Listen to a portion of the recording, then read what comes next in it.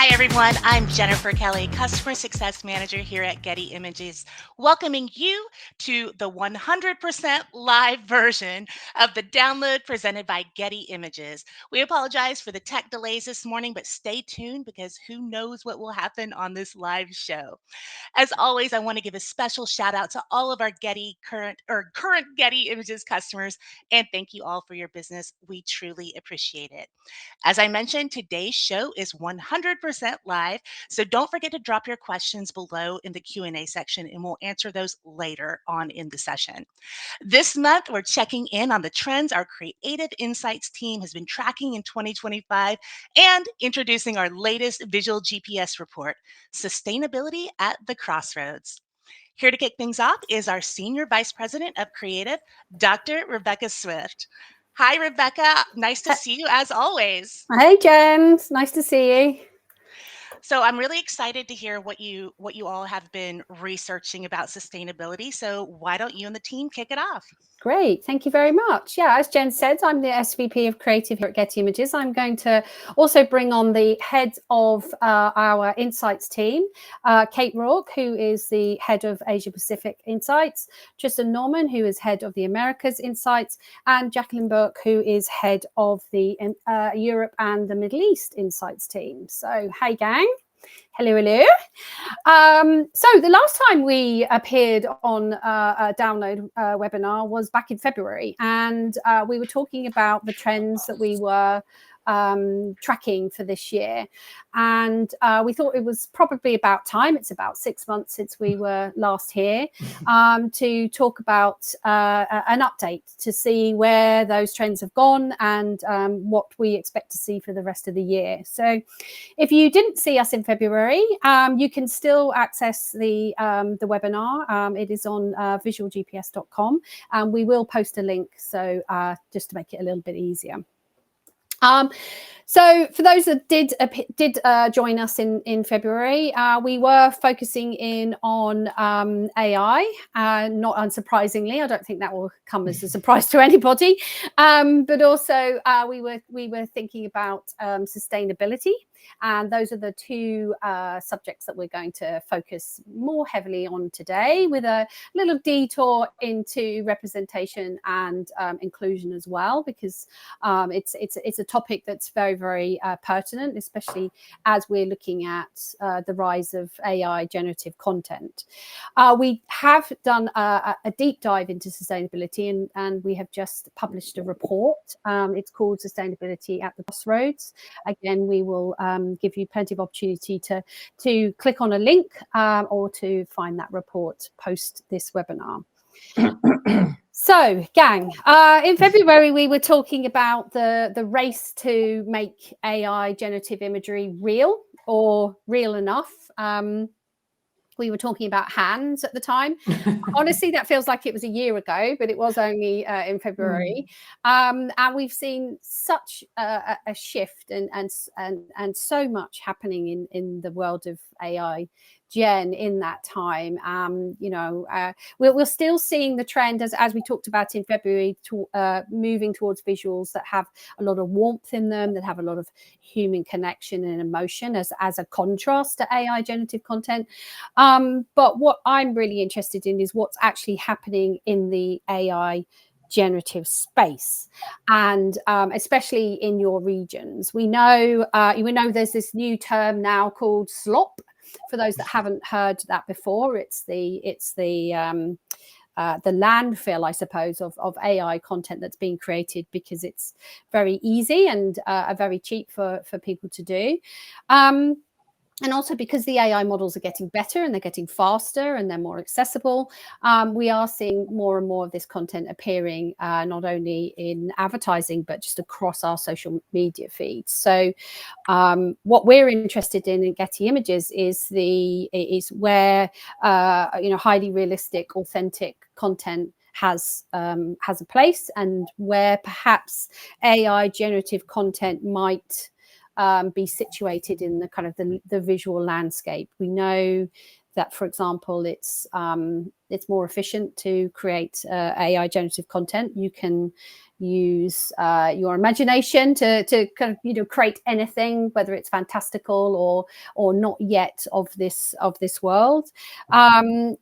But there are obviously ethical issues around the AI generative models, and for anyone who's been following us at Getty Images, it's something we feel very, very strongly about, that AI should be ethical and that creators should be compensated for the work that goes into these models.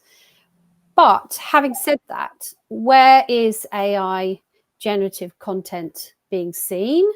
And where is it, where is there excitement, and where could it possibly fit within the whole spectrum of content?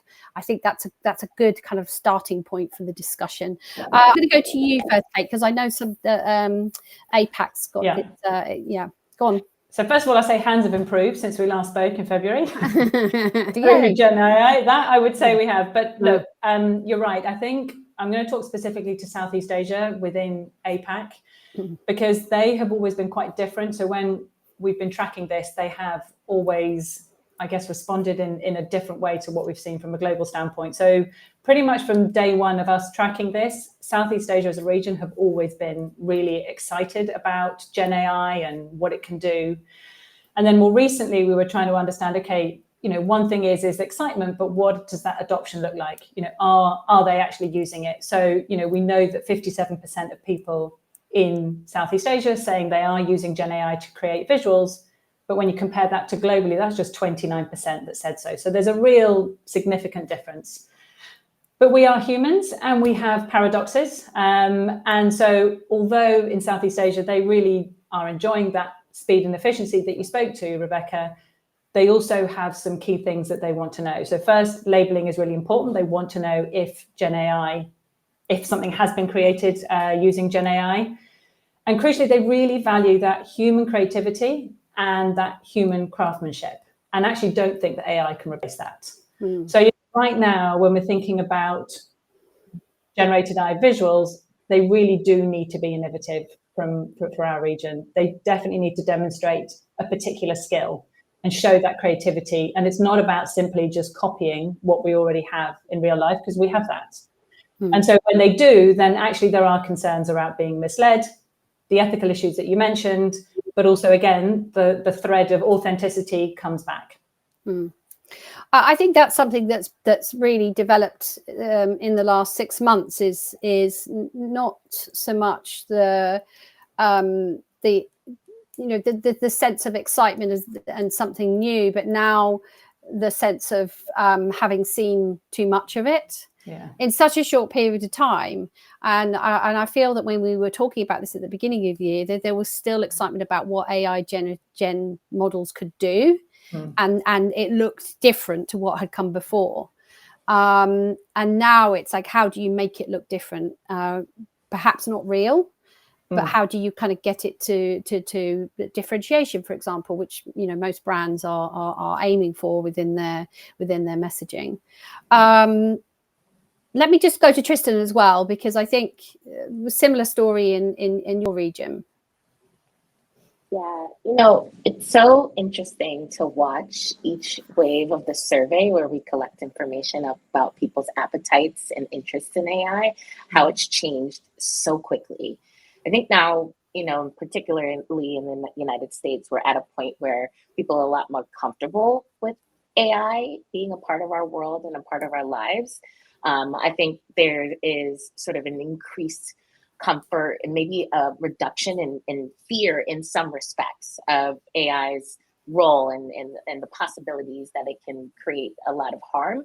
However, there is still this hesitation. And in fact, a lot of respondents in the United States say that they would try AI and AI of all sorts, including generative AI, but with some hesitation. And I think one of the big drivers for that hesitation is still around AI generated content. I think because it's gotten so sophisticated, we've kind of moved on from the hands and into things like these man on the street videos on TikTok that look so realistic It looks like two people really having a conversation. Like I saw one with like a very cool looking guy and a very sophisticated older woman having a conversation. And it took me a second to really discern, oh, this is not real. Or these like mukbang videos, you know, the ones that I'm talking about where people are eating food, but they're like, there's a moment where you're like, okay, no, this is uncanny. They're just swallowing the food whole.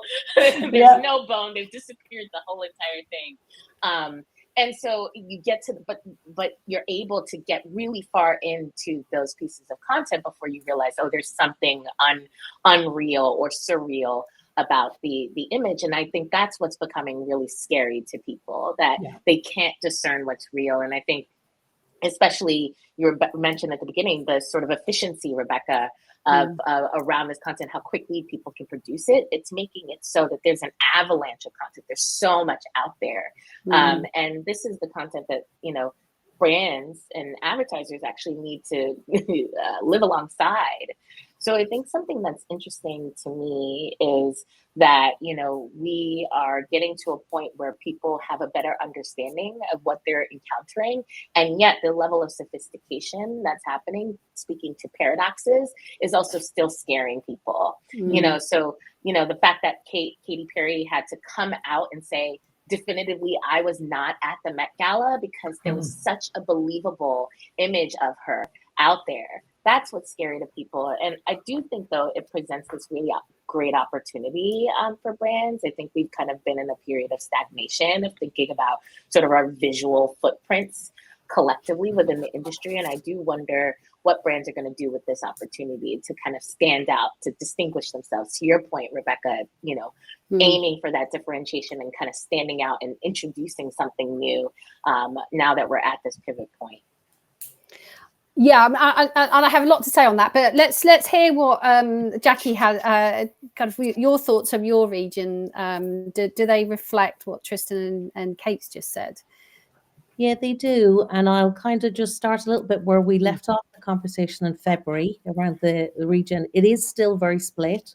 So we do see much more openness in the Middle East, for instance, like, you know, United Arab Emirates, the Kingdom of Saudi Arabia. There's huge openness in our consumer surveys there to AI and a growing acceptance to generative AI.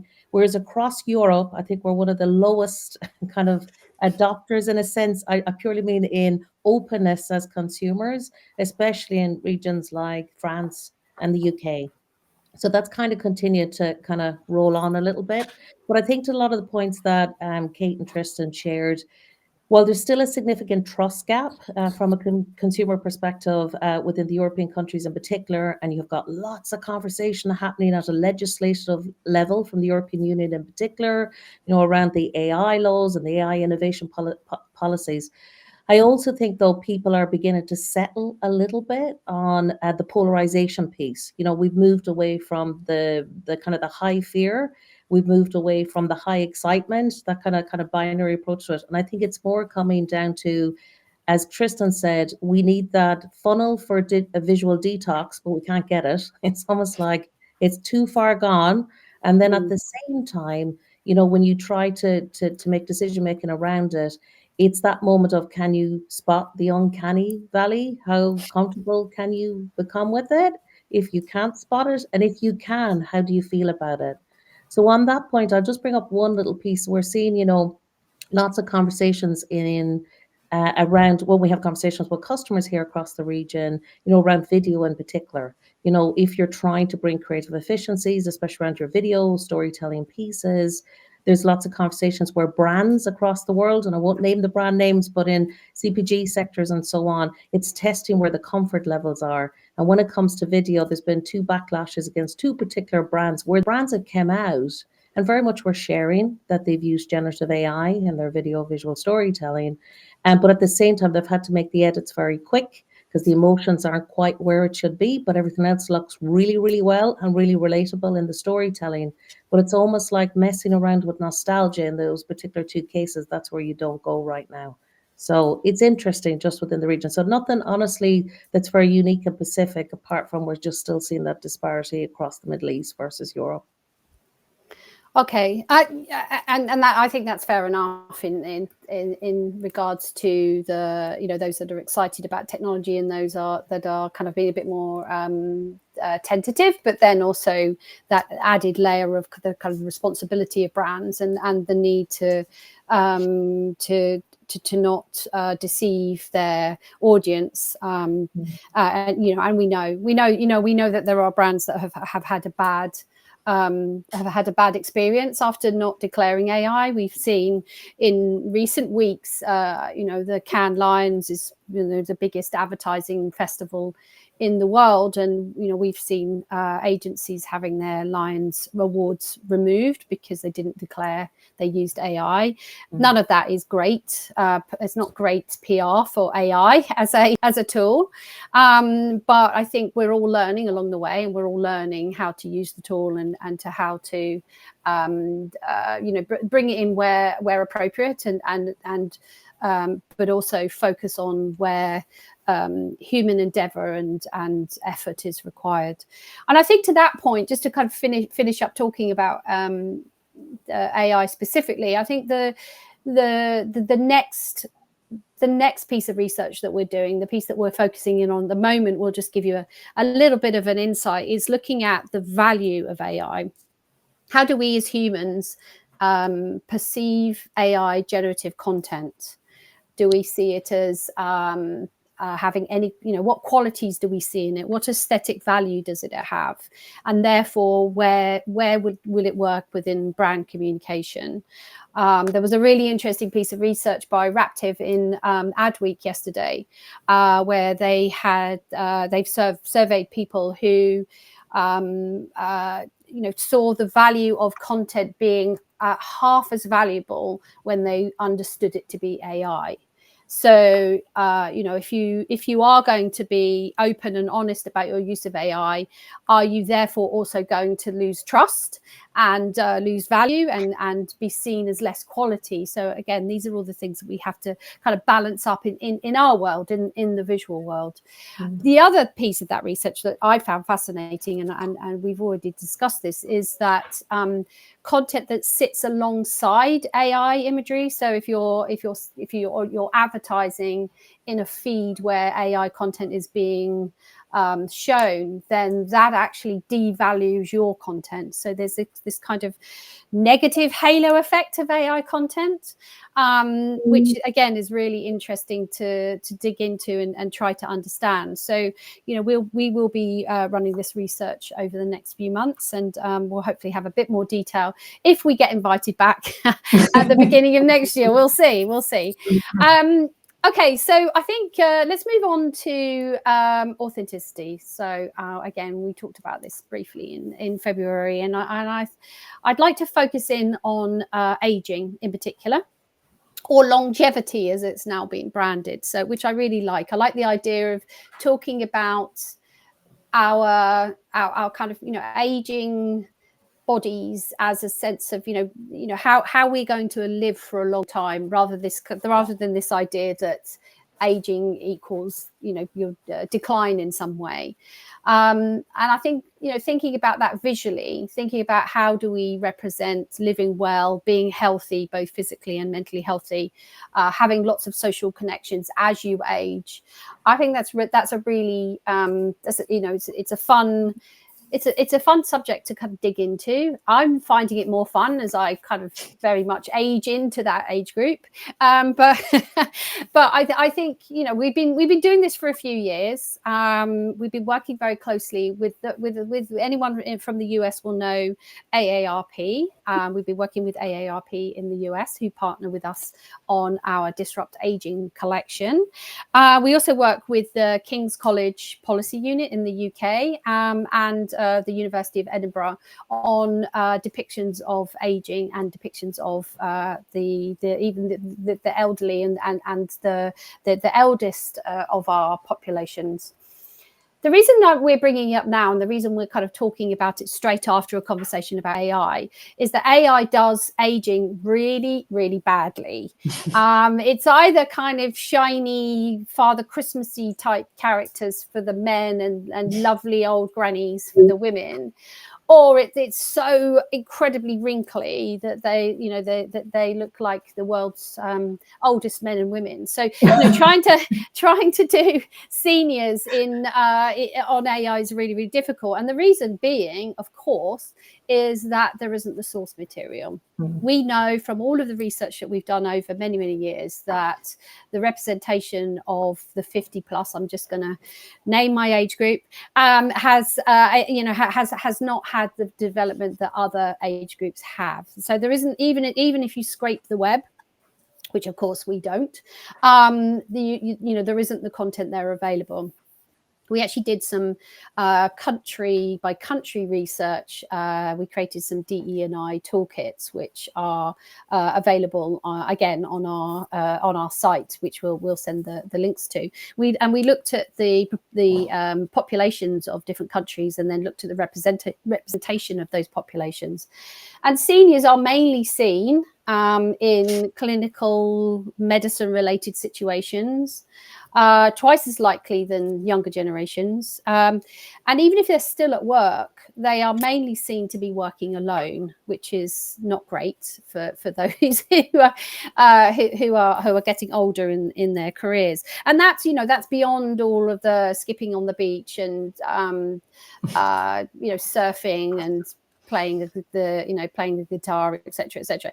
So I think it's if there's an area of opportunity for content, if there's an area of opportunity for people imagery in particular, it is in the older generations. And it's something that we have put a lot of effort into. It's something that we take very, very seriously.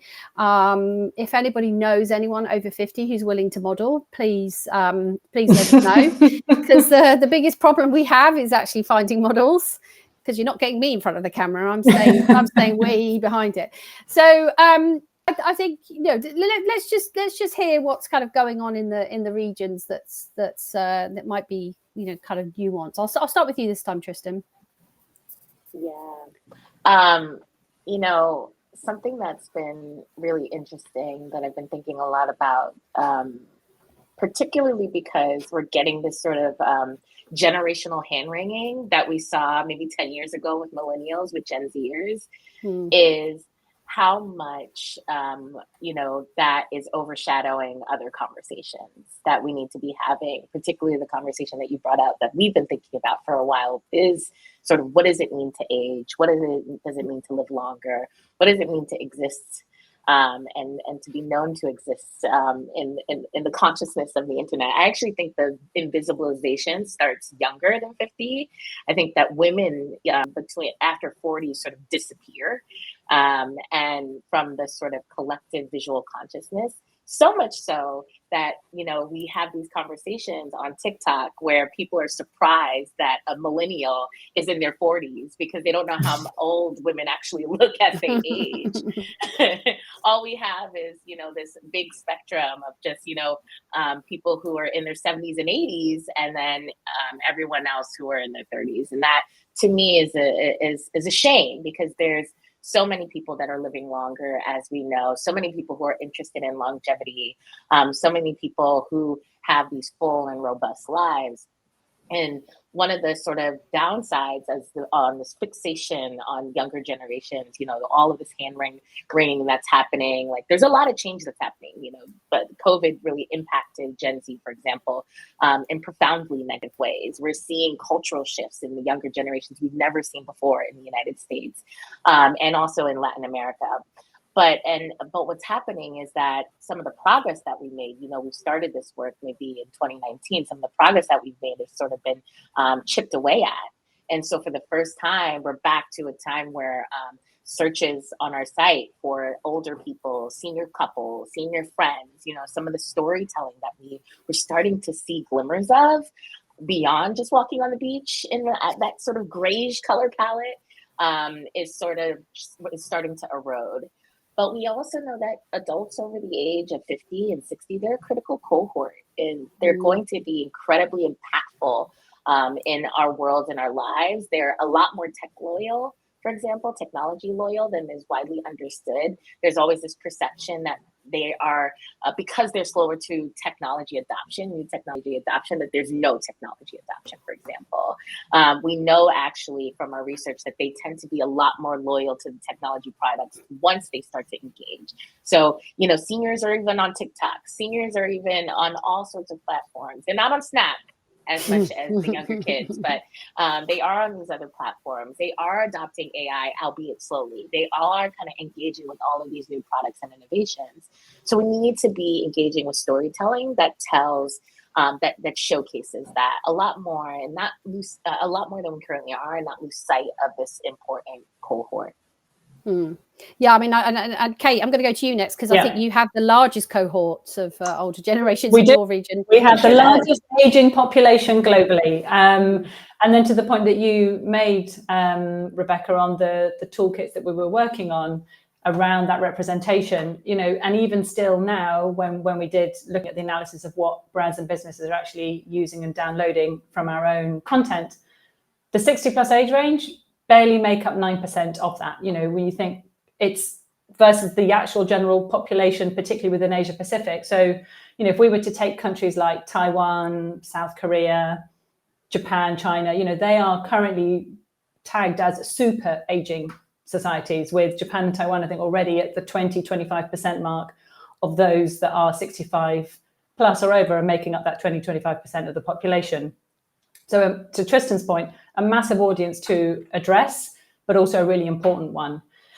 And then just to pick up on a point you made earlier, Rebecca, around longevity and vitality. So we are seeing and not just think it's in Asia Pacific, but it's definitely a theme that we're seeing, is we are starting to see a shift. So we are seeing the shift from in product launches, it's going from anti-aging to more well-aging, to the point that you made. And the same way when we're thinking about the beauty and pharma industry, there's more of an increased emphasis on longevity, vitality, and just broadly thinking about your wellness. But what's interesting is when you actually think about the representation, so the people in that type of advertising, the 60 plus age range in particular remains really low. And we definitely need to see more visual variety in who we're seeing in those visuals. Because, for example, right now in APAC, if we're looking at what are the two most popular visual stories, the beach scene, not so strong, but I would say that the top two for us is seeing that age range enjoying themselves, but firmly in that family setting. So whether they're in a multi-generational family or whether they're with their respective partners, but interestingly, not on their own. Yeah, I think that's key, isn't it? I think we can pretty much say that across the whole globe, that it's old people on their own is the stereotype. Jackie, what about in your region? Well, I think we've long heard about the grain of Europe, as it used to be called. But I think across the region, obviously, we've got a lot more younger populations in the Middle East. But across Europe, I was really blown away. About 2 weeks ago, I went to give a talk on this topic, on disrupt aging in the UK. And it was that session just after lunch, when you think everyone's sleepy and they might not come back. And there was multiple halls, and it was a big festival of creativity with many different topics happening. But I was really shocked at how packed out the whole hall was, and the wide variety of age groups across the advertising sector that were there. And there is this real push, especially in the UK, to begin to understand the untapped commercial opportunities around people aged 50 plus. And I think a lot of it's been driven by if I go to be really honest, by some of the strategists and advertising agencies that have picked up on the UK census that you just ran there about 2 years ago. That's really showing the wealth that the age group 65 plus have over half the wealth in the UK. So there is a commercial opportunity to tap into that. But also, I think for us then, it's really beginning to understand, Rebecca, kind of circles to your point at the start. We're beginning to see the age of retirement in terms of state pensions across Europe. It's going up and up. Denmark just last month introduced a really controversial law that's going to raise the age to 70. So again, it's trying to understand, when you've got a fast decreasing working population across Europe, you've got the fact that you just brought stats out there recently as well, that the 85 plus age group across Europe is going to double in size by 2050. And I'm showing my age because 2050 is not that long away. 24 years to go, but that doesn't feel very long to me anymore.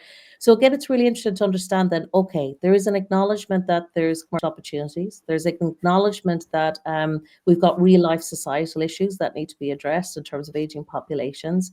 And then there's a really kind of acknowledge of, well, where that age group is either not seen, it's multivaried if you think about it in terms of going from 50 to 100, please God, for my daughter, hopes I live past the century. But in terms of all of that, when I think about it visually, when we've worked here over the years at Getty Images, and I think about all the research we've done, and I'm near 14 years here now, I think about how, about 10 years ago, there was so much conversation about aging gracefully. And it was very much about that piece, especially driven by women and beauty ads. But then it moved on to aging with attitude. And I remember us doing a huge amount of shoots here across Europe that was very much about shining the spotlight on this age group, bringing personality and boldness to it. It was very much about how the baby boomer generation were redefining what it means to age. We had the great Iris Apfel, who's heading up a huge number of campaigns in her late 90s at that moment in time. And I really seen it as I traveled the world for Getty at the time in Australia, at a clothing company, and an automotive campaign in Germany. But it seemed to have a moment, and then it just seems to have shifted again. And so now I think, Rebecca, you've probably, I kind of really call it in the conversations I'm having with customers here in Europe, it's about aging authentically. And there's a huge debate. How much realism does this very varied age group want? And how do they define it for their age group? So if we look at Getty Images visual GPS surveys that we're doing with this age group, and I look at it from a European perspective, we know, for example, and I know there's a great many brands joining us today for different industry sectors, so we do look at it across industry sectors. So if we take like personal banking and a consumer audience perspective, 83% of the baby boomer generation there would prefer realism in the visual storytelling versus 59% for Gen Zs. So we go, right, high demand for realism, but how do you actually unpack that in the visual storytelling? And I cannot begin to tell you the amount of conversations I've had with brands who are saying, well, we ran a test here. We thought we felt we went too real there, because actually, and I think to Tristan's point, like it starts a little bit earlier than 50, but it's certain age groups don't identify with the types of visual storytelling that, in inverted commas, is real and reflects them, because they feel differently, they feel younger, and their attitudes are not being captured. So I think it's a shift from focusing on age to focusing on individuality, interests, passions, that type of focus on personalities across, or personas as they call it, across marketing. I really like that, actually. I think as you age, you become much clearer in who you are and how you want to be represented in the world. And we haven't necessarily seen that, other than the Iris Apfels of the world, who are kind of further over in the color spectrum to the rest of us. But no, that's really, really lovely. I just knew that we were going to run late and that we were going to be too chatty. But anyway, we're going to move on to the final subject, which is sustainability, which seems like a big old shift, although you could say sustainability is kind of related to aging. But we're going to now move on to the messaging around the environment and sustainability at large. And I think that, this is again, we could probably do a whole hour on this, but hopefully everybody will have the opportunity to look at the research. I think that, for me, the top line message is that corporate communication around the environment and around sustainability goes in cycles. And right now we're seeing a bit of a pullback globally on talking about sustainability. I've been looking at it specifically for well over 2 decades now, and the first time I was very aware of a shift towards sustainability was in 2006, when Al Gore's Inconvenient Truth documentary was released, and it was kind of the first time in recent history that there were very powerful, emotive visual images around the impact of climate change. And it was you know, it was very powerful in terms of kind of bringing that visualization to more people in a way that was, you know, educational, but also you know, giving us something to think about. Unfortunately, at that time, it was pretty short-lived. There was a financial crash that happened in 2008, for those that remember, and it meant that the environment very much was kind of stuck in the realm of highly conceptual imagery for, I'd say, 10 years. Over 10 years, we had, you know, we saw a lot of melting ice caps and packed dry earth, and obviously the ubiquitous polar bear were kind of in that realm. But that imagery again kind of started to drop off in terms of it being used by brands until 2018, when Greta Thunberg started her school process, and we started to see climate crisis being represented kind of with a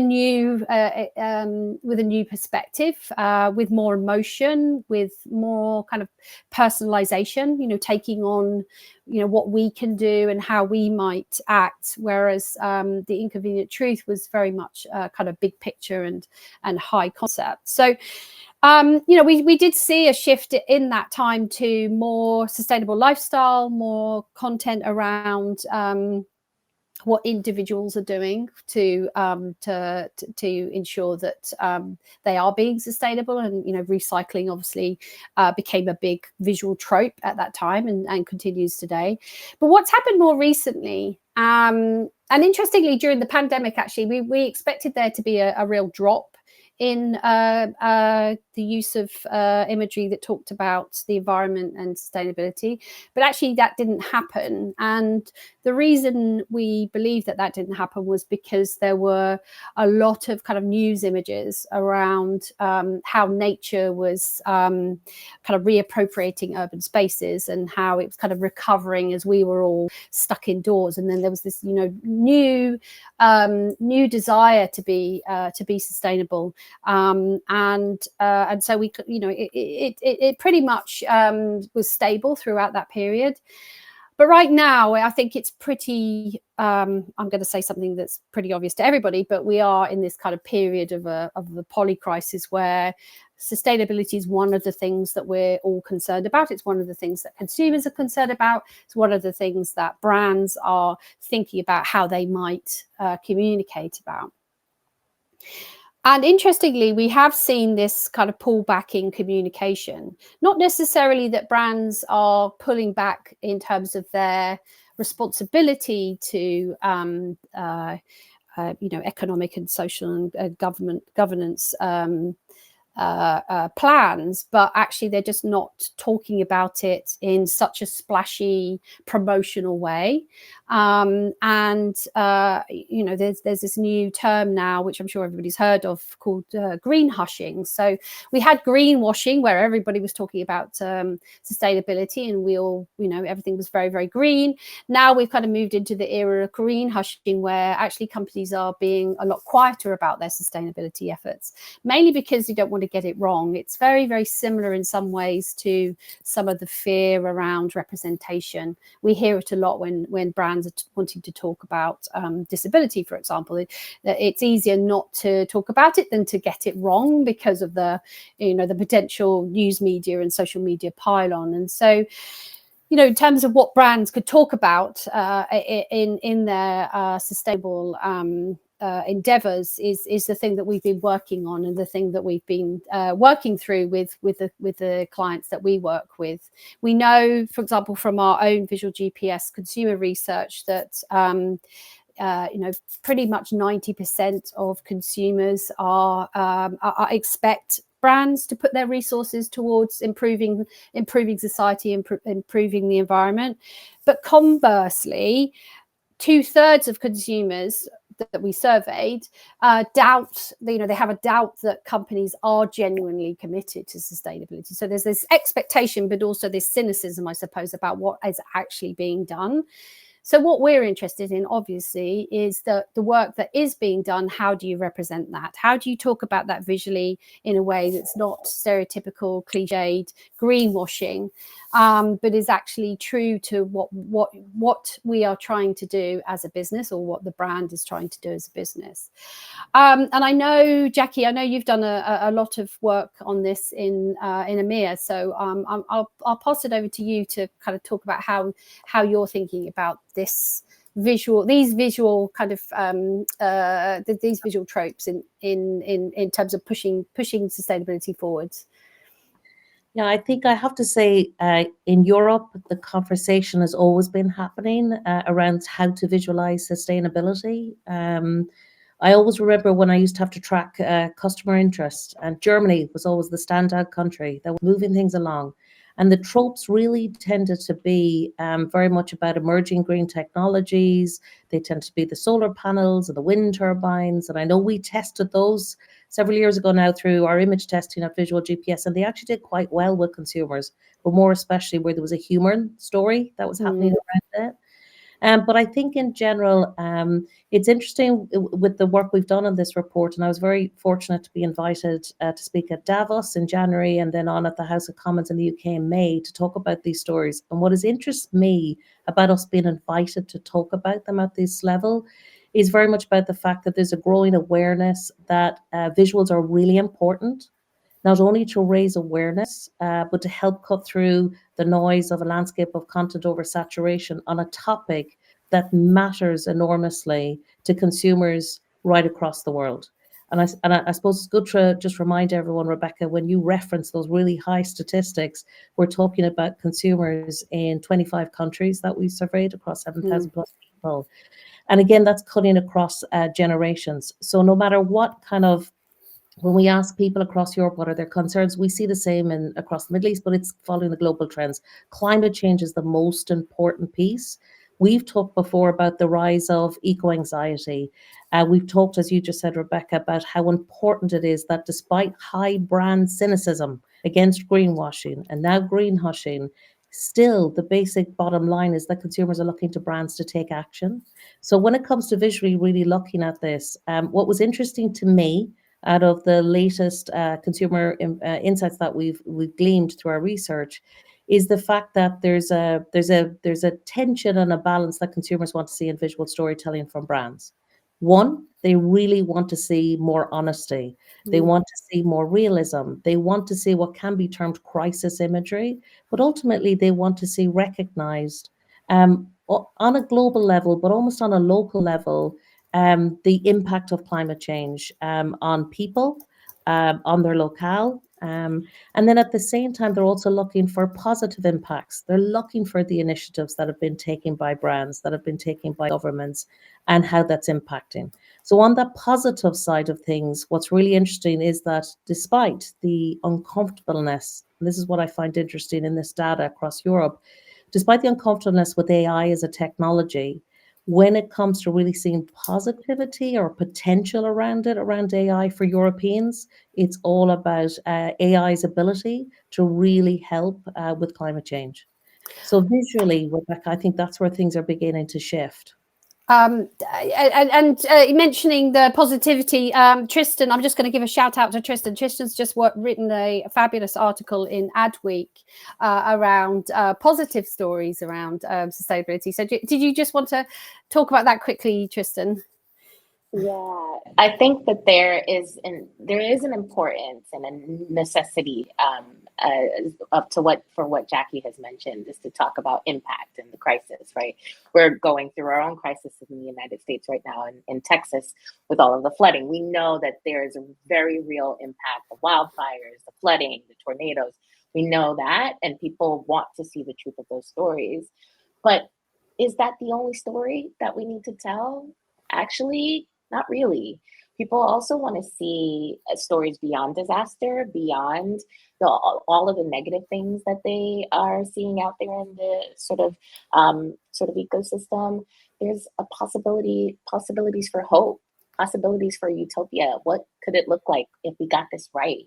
And that's what I actually spoke about, or wrote about, excuse me, in my piece in Adweek was, what does it look like to search for utopia and to visualize that, not in the sort of 50, 60, 70 years from now, but in the present. What does it look like to visualize possibility, where we make better choices, we embrace sustainable practices, like permaculture in terms of our gardening, or if we think about engaging with local produce and local, if you do eat meat, engaging with your local butcher, knowing where your food comes from, or making more plant-based choices. What does that look like? And that's actually a positive picture that I think a lot of people are clamoring to see, especially because brands are not embracing that as much as we'd hoped. I think there has been some progress, but still to this day in my region and in the United States, Latin America, and Brazil, less than 2% of visuals actually focus on sustainable lifestyle choices. So there's a lot of possibility here, and that's what people want to see, because it's going to take not just fear, but like what I say, a little bit of unhinged optimism to make the change that we want to see in the world. Thanks, Tristan. And actually, Kate, I think Australia's got a slightly more positive way of thinking about it.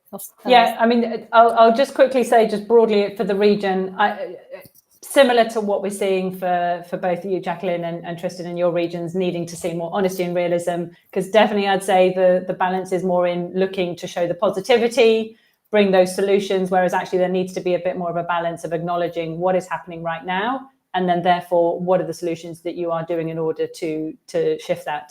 But yeah, to just bring out Australia, it's not that they are finding the whole thing funny, not at all, but we very much were looking at research around how can humor play a role from a visual standpoint, when we're going to talk to some serious issues that people actually have a lot of anxiety and a lot of concern around. And as I mentioned, it's not because they find it funny, but what was interesting is they were the outlier in that they actually do see a position really for humor to bring that hope and memorability in the visuals, particularly when we're talking to sustainability. But I'll keep it short because I know we're already at time, so I won't say any more. If anyone would like to hear more about the APAC region, then Kate is available for APAC specific webinars, and we'll happily talk, or APAC in relation to the rest of the world. So she'll happily chat that through. So I think in the I think it's 5 to the hour, and I think we will wrap it up there. I think if I was going to summarize what we talked about AI tools as having value, but what does the output have in terms of value? How is it perceived in terms of quality? We hope to have some answers for that coming soon-ish. How does how do we represent aging, and therefore where are the opportunities? And I think we identified quite a few there in terms of getting the older generations a bit better. And then in terms of sustainability, there are some really interesting points of view around how to be more honest. I think if I had to summarize what the team has talked about today, would be that being honest about sustainability practices, and visualizing those practices in terms of the small things that are happening and the small things that add up to the big things, and then also capturing where things are in progress, are not as good as they could be, but are being worked on. I think that's where you get that honesty and that real authenticity around representing sustainability. And as I said, the report is available for you to enjoy, and we will happily talk to you in more detail about that. So I'm now going to hand back to Jen. Thanks, Rebecca, and thanks, ladies. What a great panel. A lot of information. As you can see, we're going into overtime, but it was such a great conversation that it was easy to sustain your attention. See what I did there? All right, just a quick reminder for everyone out there watching. If you've enjoyed today's data-backed visual insights, head on over to visualgps.com. That's where you'll find the full Sustainability at the Crossroads report and so much more. Packed with our latest research and reporting from global and regional perspectives, Sustainability at the Crossroads dives even deeper into what consumers expect, which visuals resonate, and why showing up authentically matters. Download your copy today at visualgps.com. All right, downloaders, live Q&A is just moments away. We'll be back right after this.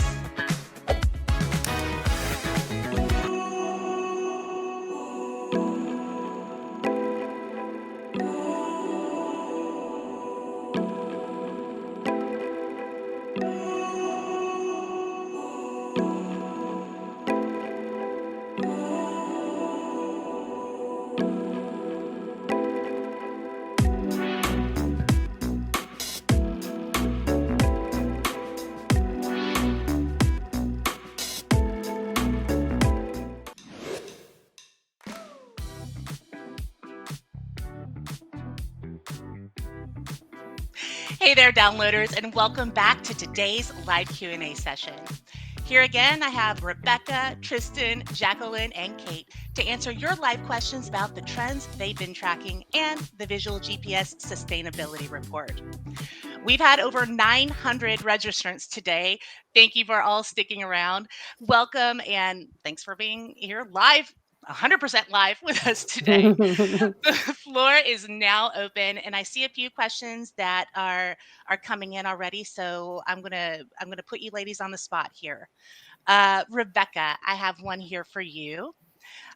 Question is, can consumers identify AI generated content now that it has improved so much? Yeah, that's an interesting question, and it's certainly something that we spent a lot of time researching in the early days of when AI generative content started to become more widespread. It was around how many people could say what was AI and what wasn't. I think that time has gone, and it's less about whether it is AI or not, and more about our perceptions of AI gen content and the appropriateness of where AI gen content turns up, and our openness to it in those moments. I was thinking about this earlier, and I think in this industry we've relied on icons, we've relied on images that kind of conceptually represent subjects for as long as I've been around. And if you think about it in terms of travel, if you're talking, if you're writing an article that's about traveling to exotic locations and tropical beaches, then a generic image of a palm tree on the beach is acceptable. If you are promoting a specific beach and a specific part of a beach in a specific town in a specific country, then an AI generative image in that usage is inappropriate. And so there are definitely moments where an AI gen content could be used, but I think in most instances, as we have found, our consumers that we have been surveying, and it's kind of reflected in what our customers tell us as well, is that once you understand that it's AI, then your feeling about it changes, and what that might do to a brand and what that might do to how people feel about a brand is the question to ask, not whether you can identify it, but how do you feel when you see it? Yeah, that's an interesting distinction. Mm-hmm. And we're so far behind, but beyond hands, like you said. Yes. All right, I have another one here. Let's see, for Kate. Kate, sustainability for us is now embedded across multiple aspects of our business, and they are not the most attractive visually. Are there recommendations on how and what to focus on that has that visual impact when it comes to sustainability? Yeah, this comes up a lot, actually, because the truth is many businesses are trying to come at it from many different ways when we talk to sustainability. What I would say is that from the research that we've carried out, people want to know the journey that you're on. So, if you're right at the beginning of trying to talk to sustainability or some of the initiatives that you're working on, genuinely, people have a real thirst visually to want to see that. And we've got our custom solution teams that can be there to help you bring that to life. So, when you talk about attractiveness, I'm going to interpret that you mean that kind of editorial or documentary style that is not what you want to maybe show as much. But that's really where, you can lean on our team's expertise to try and bring that to life, make it more attractive. But what I would say is it's not a one size fits all. It's not these 3 visuals will sort everything out. It's really actually being honest in that journey, where you're at, and then bring that to life. Perfect. Rebecca, I have a question from a viewer here for you. Do you feel that the restraint to embrace AI fully is that AI will take away the human aspect and take away creativity? That's a great question, and it's something we have been discussing internally in great detail, not only amongst ourselves but also with our clients. And I think the key thing about the AI Gen tools especially is that they are literally that. They're a tool. We use them in exactly the same way we might have used Photoshop in the past, or any of those kind of CGI tools. We have always represented creators who have created, the most authentic, unretouched content through to highly created CGI content. So it is another tool. We obviously, it's not something that we're accepting onto our site and into our collections, but it does allow ideation. It does allow the ability to be creative, and to represent those ideas visually. And I think that's the hardest thing as a creative person is what you have in your head, trying to get that out into the world. You either have to be a great illustrator or be great at kind of manipulating film and images. But with AI, you can ideate and develop a concept before you invest the money in shooting it. And I think that's in many ways that builds a comfort with your visual idea and your creativity, that you can share that with other people. But I do believe that human creativity and human creators will build more value. There'll be more value in them. There'll be a value in having that viewpoint and that creativity versus the creativity of the tool. We've seen it in the kind of the slop situation where the ability to create doesn't make you a creative person. It's great, and I love the democratization of it, but it gets a little bit overwhelming when everybody's doing it. Perfect. All right. Well, that is our time, everyone, and that's our show for today. Thank you all for submitting your questions, and answers to anything that we didn't get to will be followed up on within the next week. Thanks to our amazing panel, Rebecca, Tristan, Jacqueline, and Kate. As a reminder, you can catch all past episodes of The Download on demand on our dedicated show page. If you have questions about premium access, visual GPS, or anything else, contact your Getty Images representative or email us at thedownload@gettyimages.com. As you exit today's show, you'll be asked to answer a few brief poll questions. Tongue twister. Please take a moment and let us know how you liked today's program and what kind of topics you'd like to see us cover on future episodes. Thank you once again for being a Getty Images customer. We truly, truly appreciate your business. I've been your host, Jennifer Kelly, and we'll see you next time on The Download.